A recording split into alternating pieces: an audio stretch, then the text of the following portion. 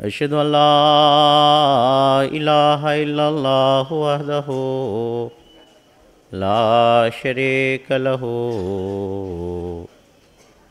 وأشهد أن محمدا عبده ورسوله أما بعد فأعوذ بالله من الشيطان الرجيم بسم الله الرحمن الرحيم الحمد لله رب العالمين الرحمن الرحيم مالك يوم الدين إياك نعبد وإياك نستعين اهدنا الصراط المستقيم صراط الذين أنعمت عليهم غير المغضوب عليهم ولا الضالين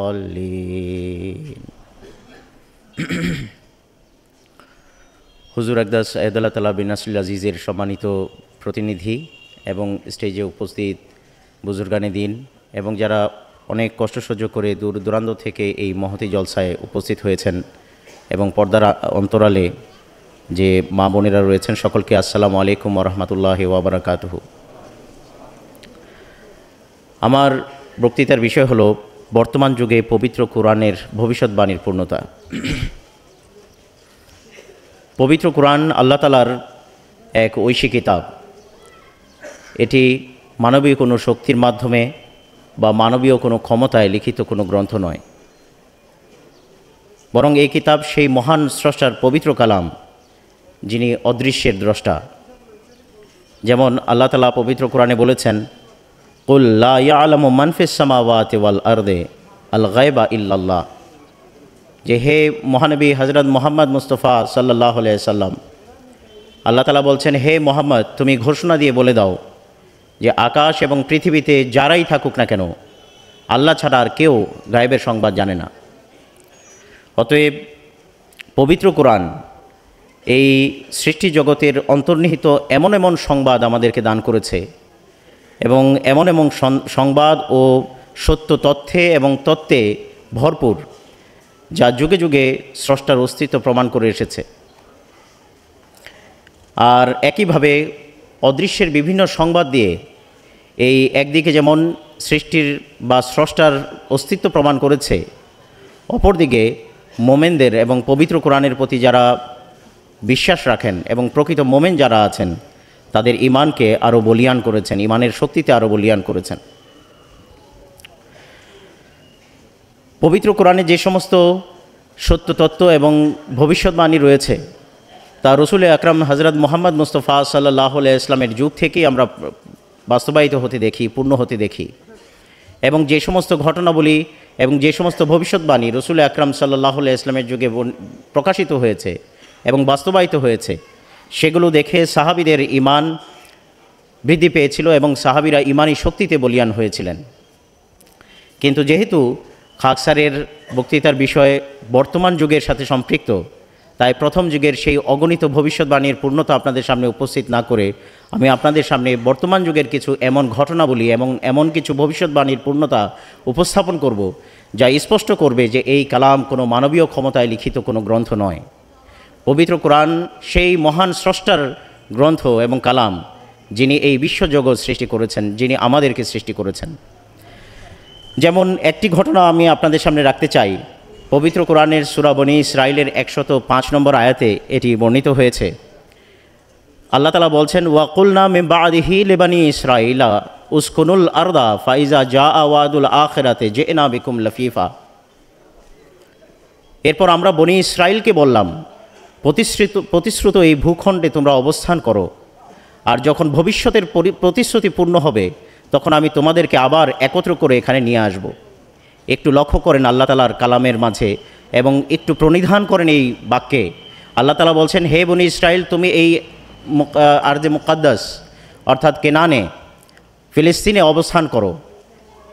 আর সেই সাথে আল্লাহ তাআলা বলছেন যখন ভবিষ্যতের প্রতিশ্রুতি আসবে আবার তোমাদেরকে এখানে আমি নিয়ে আসব, সমবেত করব।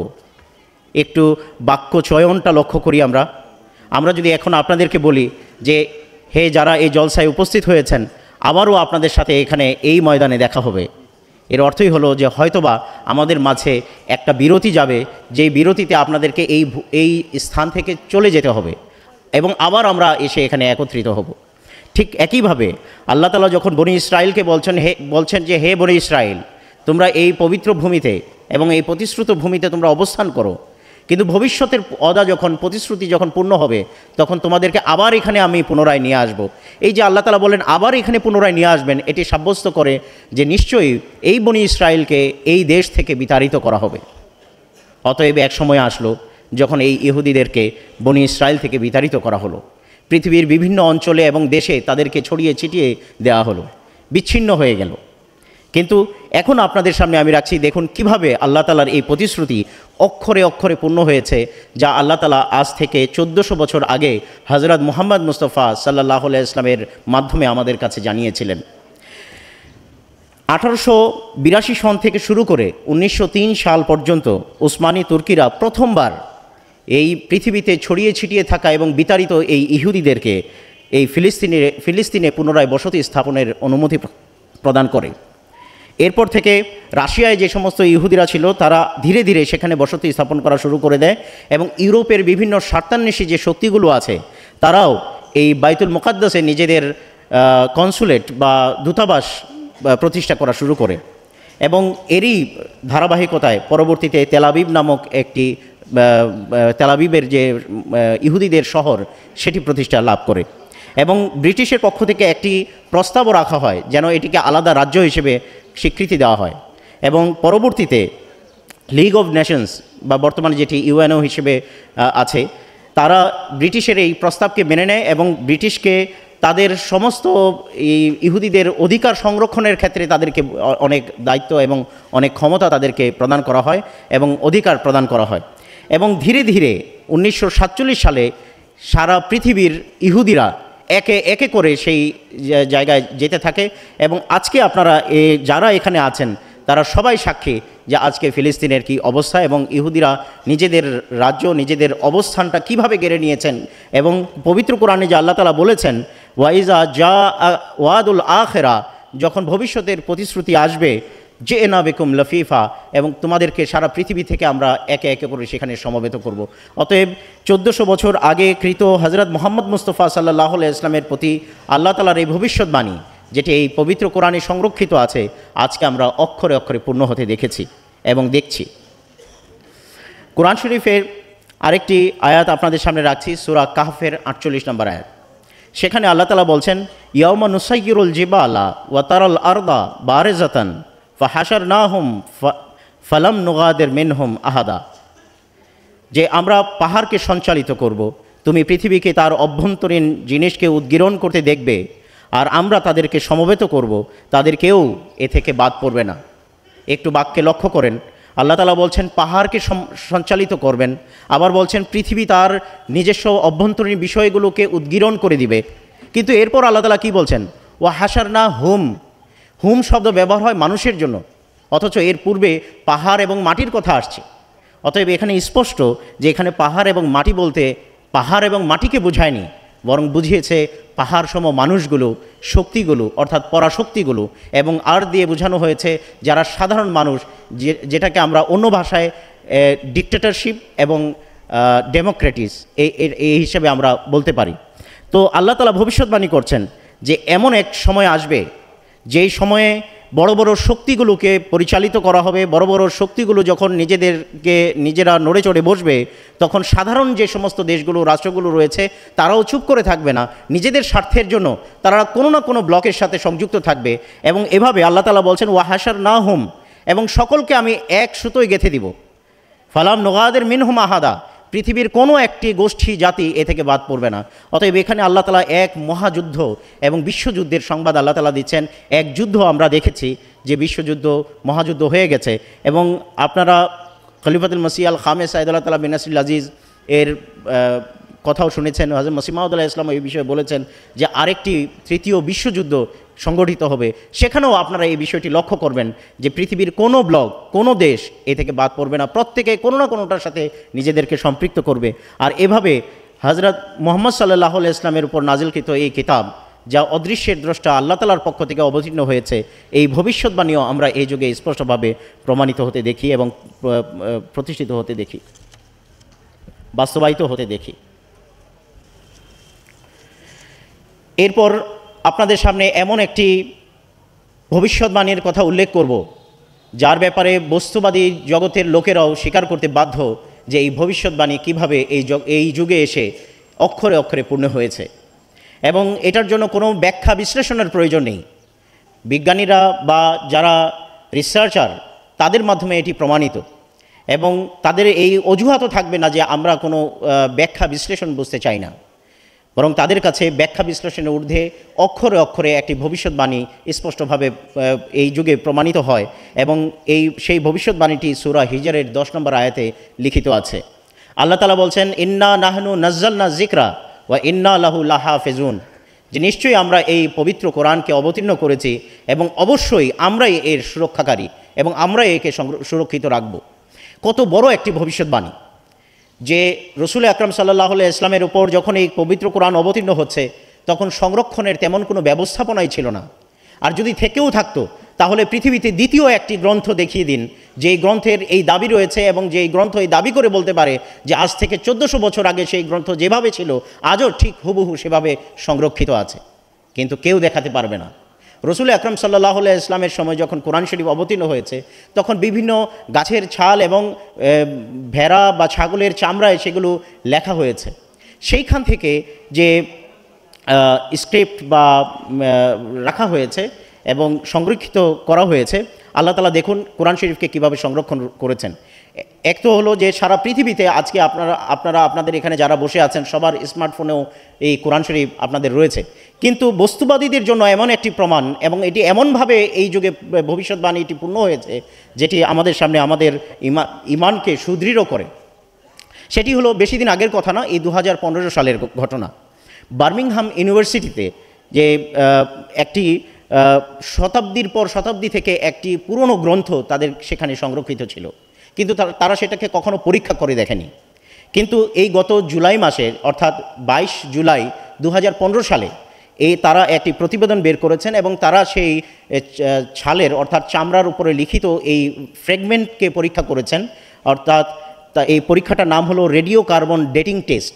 এই ডেটিং টেস্ট করে পিএইচডি রিসার্চার আলফা ফেরেলি তিনি তার বক্তব্য দিচ্ছেন যে আমি যখন এটিকে অনেক গভীরভাবে পরীক্ষা নিরীক্ষা করে দেখি এবং এর প্রত্যেকটি ফ্র্যাগমেন্টকে আমি পরীক্ষা করি, তখন আমি অবাক হয়ে যাই যে এটি তো সেই সময়কার যখন কিনা হযরত মুহাম্মদ মুস্তাফা সাল্লাল্লাহু আলাইহি ইসলাম ছিলেন।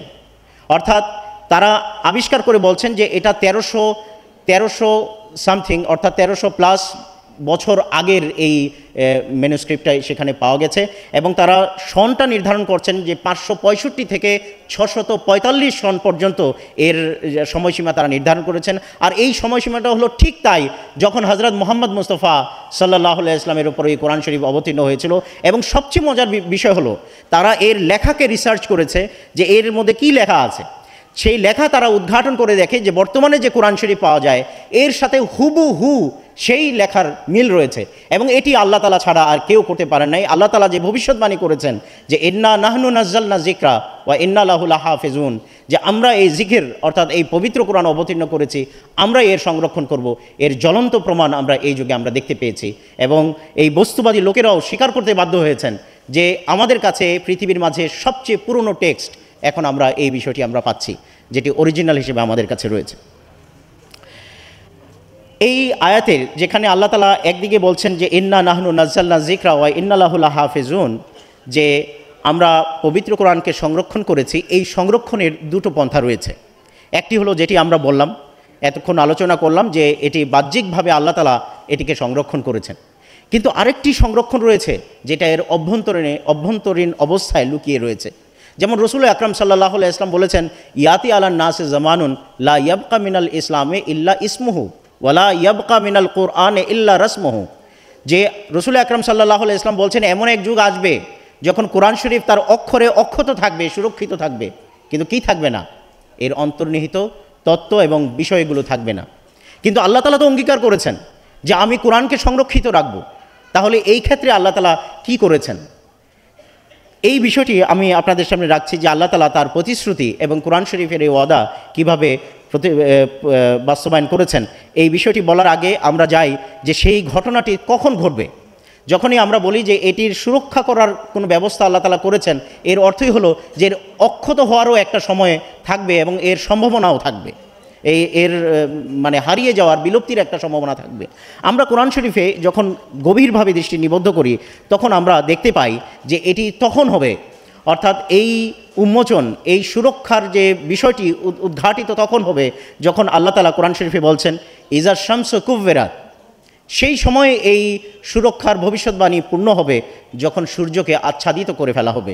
ওয়াইজান নুজুমুন কাদারাত, এবং যখন এই নক্ষত্ররাজি নিষ্প্রভ হয়ে যাবে। ওয়াইজাল জিবাল ও সুইগেরাত, যখন পাহাড়গুলোকে পরিচালিত করা হবে। ওয়াইজাল ঈশার ও উত্তেলাত, যখন 10 মাসের গর্ভবতী উটনিগুলো বেকার পড়ে থাকবে। ওয়াইজাল ওহৌস হুসেরাত, যখন বন্য জীবজন্তুকে একত্র করা হবে। ওয়াইজাল বিহার ও সূর্যেরাত, যখন সমুদ্র বা জলধারাকে পরিচালিত করা হবে। ওয়াইজান নুফুস ও জুব্বেজাত, এবং যখন বিভিন্ন জাতির মানুষকে একত্রিত করে দেওয়া হবে। ওয়াইজাল সোহফ নুসেরাত, এবং যখন বই পুস্তক ব্যাপকভাবে প্রচার করা হবে, প্রকাশ করা হবে। ওয়াইজাজ সামা ও কুশেতাত, এবং যখন আকাশের আবরণ উন্মোচন করে ফেলা হবে, আকাশের চামড়া ছিঁড়ে ফেলা হবে। এখন এই বিষয়গুলোর প্রতি আমরা একটু আলোকপাত করি যে আল্লাহ তাআলা এই যে ভবিষ্যৎবাণী করেছেন, এই ভবিষ্যৎবাণীগুলো আমাদের এই যুগে প্রকাশিত হয়েছে কিনা। প্রথম কথা হলো আল্লাহ তাআলা বলেছেন ওয়াইজাজ শামসু কুব্বিরাত, যখন সূর্যকে আচ্ছাদিত করে ফেলা হবে।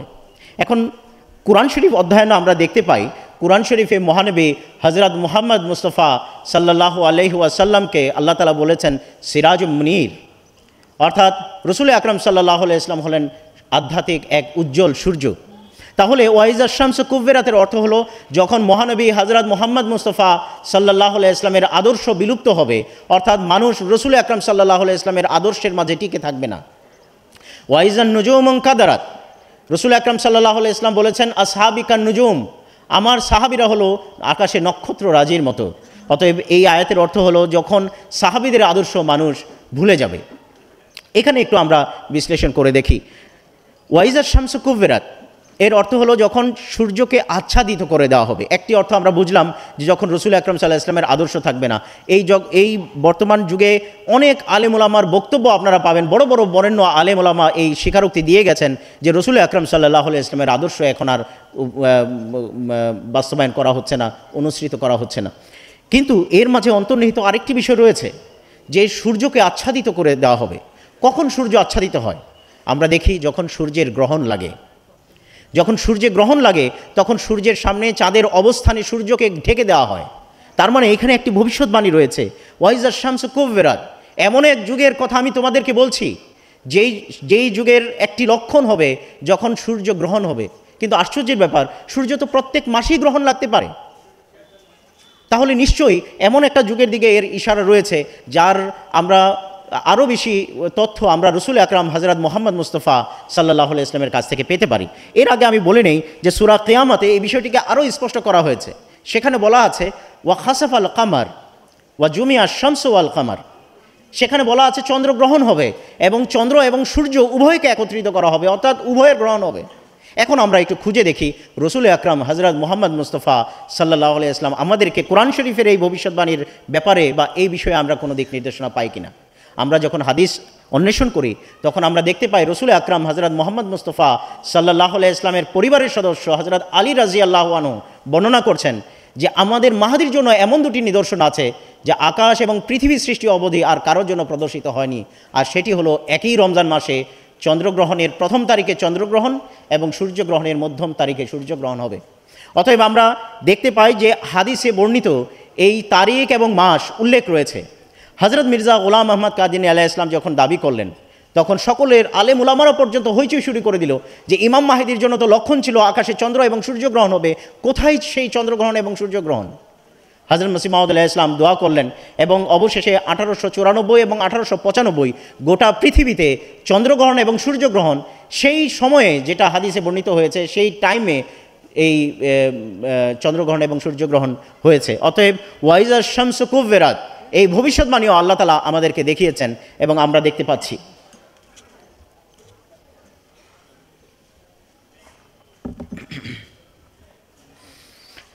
ওয়াইজাল জিবার ও সুইগিরাত, যখন পাহাড়কে পরিচালিত করা হবে। এই বিষয়টি বোঝার জন্য আপনাদেরকে একটি উদাহরণ বলি। এমনি এই কথাটা যখন আমি অনুবাদ করলাম যে পাহাড় পরিচালিত করা হবে, আপনাদের মাথায় একটা প্রশ্ন আসা উচিত, পাহাড়কে আবার কিভাবে পরিচালিত করে? পাহাড় তো ধাক্কা দিয়ে সরানো যাবে না। কিন্তু আপনাদেরকে যদি আমি একটা উদাহরণ দেই তাহলে এই বিষয়টি আপনারা খুব সহজে বুঝবেন। যেমন আমরা যদি বলি এই রাস্তাটা কোথায় যায়, তাহলে আপনি বলবেন এই রাস্তাটা এদিক দিয়ে ফুলতলার দিকে যায়। আবার যদি বলি এদিকে আঙ্গুল দিয়ে বলি যে এই রাস্তাটা এদিকে কোথায় যায়, আপনারা বলবেন এদিকে ঢাকার মহাসড়কে গিয়ে এটা লাগে। কিন্তু আপনাকে এখন আমি দ্বিতীয় প্রশ্ন করি, রাস্তা কি যেতে পারে? রাস্তার কি যাওয়ার কোনো ক্ষমতা আছে? নাই। তাহলে আমরা কেন বলি এই রাস্তা কোথায় যায়? আমরা তো বলতে পারি যে এই রাস্তা দিয়ে আমরা কোথায় যেতে পারি, কিন্তু বলি না। আমাদের ভাষা আমাকে এটা শেখায়, ভাষার বাগধারায় আমাদেরকে শেখায় যে এই বিষয়গুলোর এভাবে বহিঃপ্রকাশ হতে পারে। ঠিক একইভাবে আল্লাহ তাআলা বলেছেন ওয়াইজাল জিবাল সুইগিরাত, যখন পাহাড়গুলোকে পরিচালিত করা হবে, অর্থাৎ পাহাড় পরিচালিত হবে না, বরং মানুষ সেই পাহাড়ের মাঝে এমনভাবে আবাস গড়ে তুলবে যেন পাহাড় তাদের জন্য প্রতিবন্ধকই না। আমরা দেখতে পারি যে সূরা কিয়ামা এবং অন্যান্য সূরার মাঝে এই বিষয়টি আরও স্পষ্ট করা হয়েছে যে পাহাড়কে উড়িয়ে দেওয়া হবে। অর্থাৎ আমরা দেখতে পাচ্ছি যে বর্তমান যুগে আমরা দেখি পাহাড়কে কীভাবে ডিনামাইট দিয়ে উড়িয়ে সুড়ঙ্গ করে সেখানে রাস্তা তৈরি করা হচ্ছে, পাকা রোড করা হচ্ছে, রেল গাড়ির ব্যবস্থা করা হচ্ছে। অতএব পাহাড় এখন কোনো প্রতিবন্ধক মানুষের জন্য না।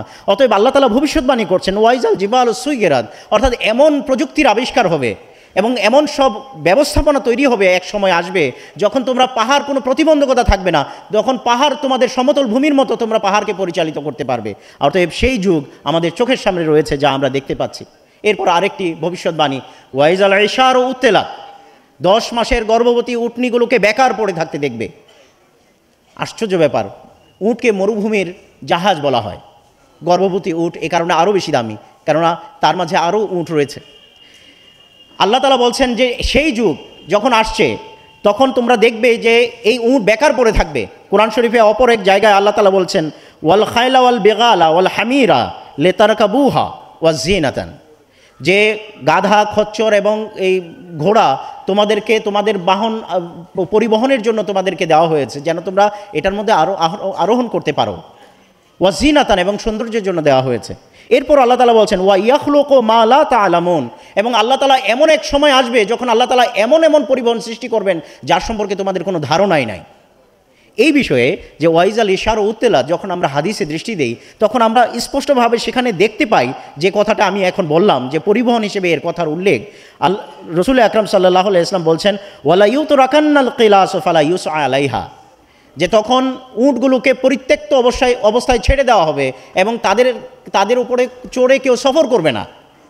আজকে যারা আরবে যাচ্ছেন, আজকে যারা বিভিন্ন জায়গায় সফর করছেন, আপনারা দেখতে পাবেন যে এই পরিত্যক্ত উটগুলো সাক্ষী দিচ্ছে যে আল্লাহ তাআলা কোরআন শরীফে যে ভবিষ্যৎবাণী আজ থেকে 1400 বছর আগে করেছিলেন তা অক্ষরে অক্ষরে পূর্ণ হয়েছে।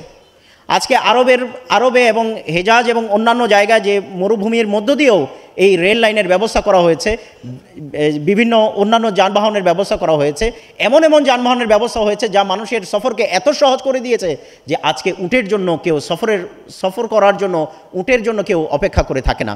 আর এই পরিত্যক্ত এবং বসে থাকা উটগুলো সাক্ষ্য দিচ্ছে যে এটি পবিত্র কোরআনের সেই ভবিষ্যৎবাণীর পূর্ণতা যা আল্লাহ তাআলা কোরআন শরীফে করেছিলেন ওয়াইজাল ইশার ও উত্তেলাত, যে এই 10 মাসের গর্ভবতী উটনিগুলো বেকার পড়ে থাকবে, তাদেরকে কেউ জিজ্ঞেসও করবে না। বলা আছে ওয়াহিজাল উহুশ ও হুশেরাত, যখন বন্য জীবজন্তুকে একত্র করা হবে। এখানে ব্যাখ্যার কোনো অবকাশ নেই। রাসূল আকরাম সাল্লাল্লাহু আলাইহি ওয়াসাল্লামের যুগে এটা কেউ কল্পনাও করেনি, কিন্তু যেহেতু এটা আলিমুল গায়বে ওয়া শাহাদার কিতাব, যেহেতু এটি ভবিষ্যতের সংবাদ প্রদান করে এবং প্রত্যেক যুগে যুগে আল্লাহ তাআলার অস্তিত্ব এবং কোরআন শরীফ যে আল্লাহ তাআলার গ্রন্থ এটি প্রমাণ করে, এ কারণে আল্লাহ তাআলা এই ভবিষ্যৎবাণী করেছেন যে এমন এক সময় আসবে যখন সেই প্রতিশ্রুত মসিহ এবং মাহাদির এবং মহাপুরুষের আগমনের সময় হবে, তখন ওয়াইজাল ওহুশু হুশেরাত, বন্য জীব জন্তুকে একত্র করা হবে। আজকে আপনারা দেখতে পারেন বিভিন্ন এলাকায়, বিভিন্ন জেলাতেও এই আপনার চিড়িয়াখানা করা হয়েছে। বিশ্বের বিভিন্ন অঞ্চল থেকে বন্য জীবজন্তু ধরে ধরে এনে সেখানে রাখা হয় যেন মানুষ সেগুলোকে দেখতে পারে। এই ভবিষ্যৎবাণী কোরআন শরীফের, যেটি আজকে আমরা পূর্ণ হতে দেখি।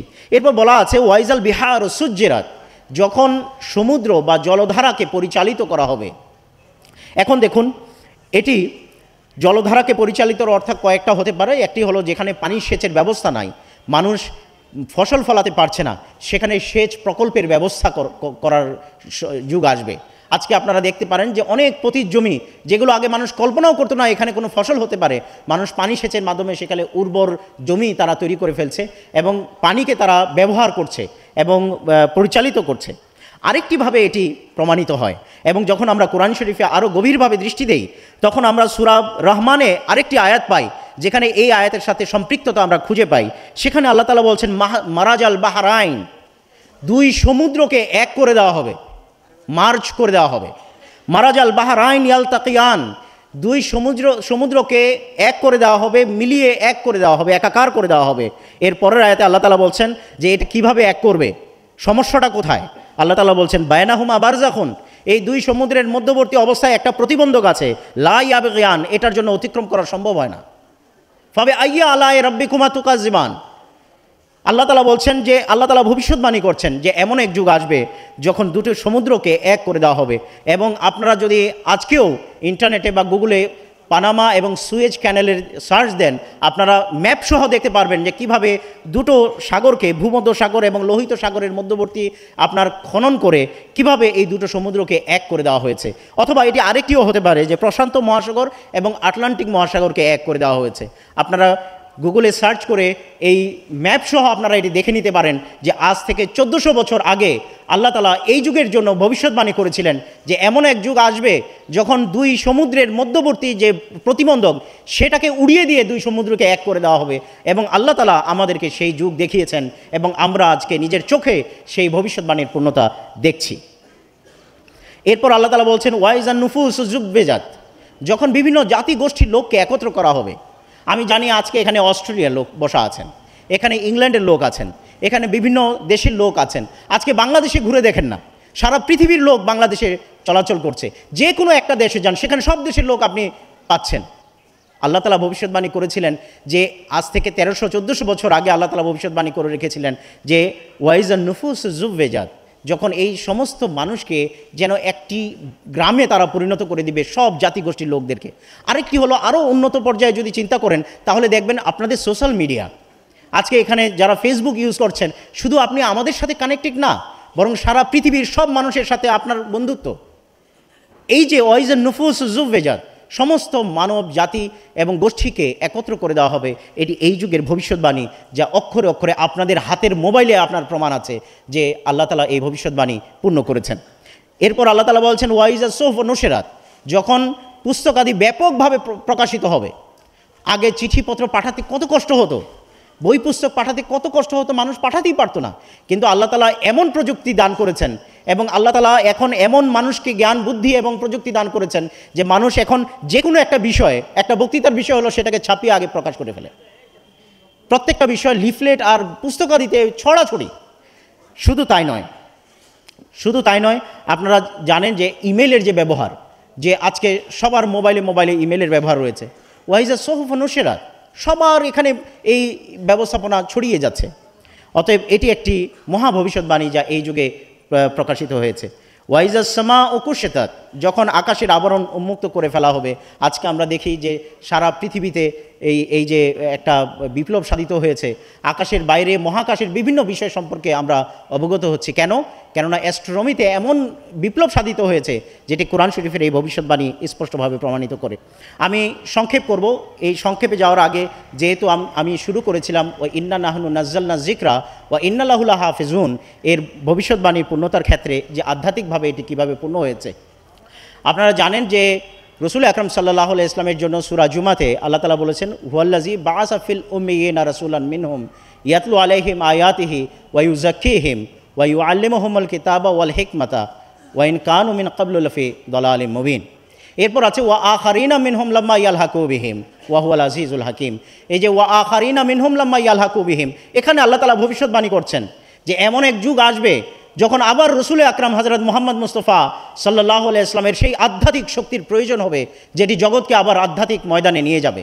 এবং আজকে সেই প্রতিশ্রুত মহাপুরুষের আবির্ভাবের মাধ্যমে আমরা সেই প্রতিশ্রুত পূর্ণ হতে দেখছি, যার সমস্ত লক্ষণাবলী পূর্ণ হয়েছে এবং যার সাথে সম্পর্কযুক্ত সকল ভবিষ্যৎবাণী আজকে আমরা পূর্ণ হতে দেখি। শুধু তাই নয়, এই প্রতিশ্রুত মহাপুরুষ এসে তিনি দাবির সাথে বলেছেন যে ইমানকে তিনি যে ধরাপৃষ্ঠে নিয়ে এসেছেন তার লেখার মাঝে এমন ইমান সঞ্চারী সুধা রয়েছে। তিনি এই কথা বলেছেন যে আমার লেখার মাঝে যে জীবন সুধা রয়েছে এবং জীবন সঞ্চারী জীবনদায়ক যে শক্তি রয়েছে পৃথিবীর আর কারো লেখার মাঝে নেই।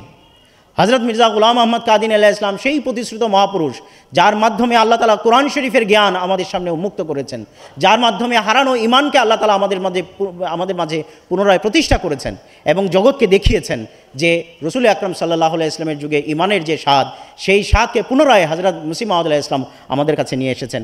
আর একটি ভবিষ্যৎবাণীর কথা বলে আমি আমার বক্তব্য শেষ করব। কোরআন শরীফের সূরা বুরুজের কয়েকটি আয়াত আপনাদের সামনে উপস্থাপন করছি। আল্লাহ তাআলা বলছেন ওয়াস-সামায়ে যাতিল বুরুজ, এবং এরপর বলছেন ওয়াল ইয়াউমিল মাউউদ ওয়া শাহিদুন ওয়া মাশহুদ কুতিলা আসহাবুল উখদুদ আন-নারি যাতিল উকুদ ইযহুম আলাইহা কুউদ ওয়া হুম আলা মা ইয়াফআলুনা বিল মুমিনিনা শুহুদ। আল্লাহ তাআলা এই আয়াতে বলছেন যে কসম সেই নক্ষত্ররাজির, বা আরেক অর্থে যে 12 শতাব্দীর যে বুজুর্গরা এসেছেন তাদের কসম, ওয়াল ইয়াউমিল মাউউদ, এবং এরপর যে প্রতিশ্রুত সময় আসবে সেই সময়ের কসম। এরপর বলছেন ওয়া শাহিদিন ওয়া মাশহুদ, এবং যেই প্রতিশ্রুত সময়ে যেই ব্যক্তি সাক্ষ্য প্রদান করবে এবং আল্লাহ তাআলার অস্তিত্ব সম্পর্কে মানুষকে অবগত করবে তার কসম।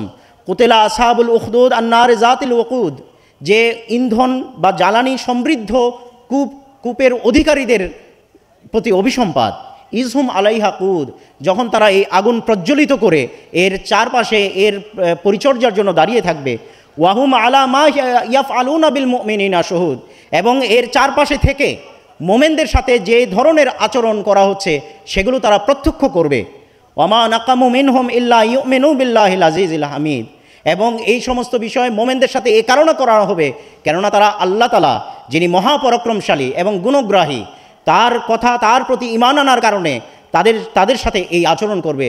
তাদের সাথে ব্যাপক বিরোধিতা করা হবে, তাদের সাথে এমন কাজ করা হবে, তাদেরকে আগুনে নিক্ষেপ করা হবে, তাদের বাড়িঘরে আগুন প্রজ্বলিত করা হবে, এবং সেই সময় আশেপাশের লোকেরা তাকিয়ে দেখবে, হাসি তামাশা করবে। আল্লাহ তাআলা বলছেন এই কাজগুলো তারা এই কারণে, শুধুমাত্র এই কারণে করবে যে আল্লাহ তাআলার খাতিরে, মহাপরাক্রমশালীর আল্লাহ তাআলার খাতিরে তারা আল্লাহ তাআলার প্রত্যাদিষ্ট রসুলকে এবং প্রত্যাদিষ্ট মহাপুরুষকে তারা মেনেছিল। আজকে হে আহমদী সদস্যরা যারা এখানে উপস্থিত হয়েছেন এবং যারা আমার কথা শুনছেন, প্রত্যেকে নিজেরা এই ভবিষ্যৎবাণীর সাক্ষী যে এই যুগে যখন আমরা প্রতিশ্রুত মহাপুরুষ এবং প্রতিশ্রুত মসিহকে মেনেছি, কিভাবে আমাদের ওপর আহমদিয়া মুসলিম জামাতের ওপর সারা পৃথিবীতে অত্যাচার, নিপীড়ন এবং নিষ্পেষণ চলছে, এবং আমরা এটার সাক্ষী কিভাবে বাড়িঘরে অগ্নিসংযোগ করা হয়েছে এবং আশেপাশের মানুষরা কিভাবে ফেলিয়ে সেগুলো দেখেছে। কিন্তু আল্লাহ তাআলা বলছেন ইন্না বাতশা রাব্বিকা লাশাদীদ, হে মানুষ তোমরা শুনে রাখো আল্লাহ তাআলার পাকড়াও অনেক কঠিন, আল্লাহ তাআলা যখন ধরেন অনেক শক্তভাবে ধরেন। অতএব আমরা সেই ভবিষ্যৎবাণীর পূর্ণতা আজকে আমাদের চোখের সামনে দেখছি যে আল্লাহ তাআলা মোমেন বান্দাদের প্রতি যে ধরনের বিরোধিতা হবে তারও ভবিষ্যৎবাণী করেছেন। আর সেই ভবিষ্যৎবাণী আজ থেকে 1300 বছর আগে যে ভবিষ্যৎবাণী করা হয়েছিল, আজকে এসে আমরা চোখের সামনে সেই ভবিষ্যৎবাণী পূর্ণ হতে দেখছি। আল্লাহ তাআলা আমাদের সকলকে পবিত্র কোরআনের যে কল্যাণ এবং বৈশিষ্ট্য এবং এর যে মাহাত্ম্য এবং সর্বোত্তম এবং পূর্ণতা, এটি আমাদেরকে বিশ্বাস করা তৌফিক দান করুন। হযরত মসিহ মাউদ আলাইহিস সালামের একটি উদ্ধৃতি পড়ে আমি আমার বক্তব্য শেষ করছি। হযরত মসিহ মাউদ আলাইহিস সালাম বলছেন, যেদিক থেকেই দেখো না কেন দেখতে পাবে পবিত্র কোরআন হচ্ছে পূর্ণতম এবং সর্বোত্তম, আর এ থেকেই এর অলৌকিকত্ব প্রমাণিত। আর এ কারণে পবিত্র কোরআনে কোনো বিশেষ ক্ষেত্রে অতুলনীয় হওয়ার কথা বলেনি। এ কারণে পবিত্র কোরআন কোনো বিশেষ ক্ষেত্রে অতুলনীয় হওয়ার কথা বলেনি, বরং প্রতি ক্ষেত্রেই অতুলনীয় হবার চ্যালেঞ্জ দিয়েছে। পারলে যে কেউ মোকাবেলা করতে আসে সে করতে পারে, রচনার দিক থেকেও সে করতে পারে, রচনা শৈলীর দিক থেকেও সে করতে পারে, প্রাঞ্জলতা বা কোরআন শরীফের ভাব প্রকাশভঙ্গির সাথেও সে করতে পারে, বিষয়বস্তু এবং উদ্দেশ্যের দিক থেকেও সে মোকাবেলা করে দেখতে পারে। ভবিষ্যৎবাণী এবং অদৃশ্যের খবরাদির বিষয়েও যা কোরআন শরীফ আমাদের কাছে উন্মোচন করেছে সেই বিষয়ে তারা মোকাবেলা করে দেখতে পারে। এক কথায় যে দিক থেকেই দেখো দেখতে পাবে পবিত্র কোরআন সাক্ষাৎ এবং মূর্তিমান এক মজেজা এবং অলৌকিক নিদর্শন। আসসালামু আলাইকুম রহমতুল্লাহি ওয়া বারাকাতুহু।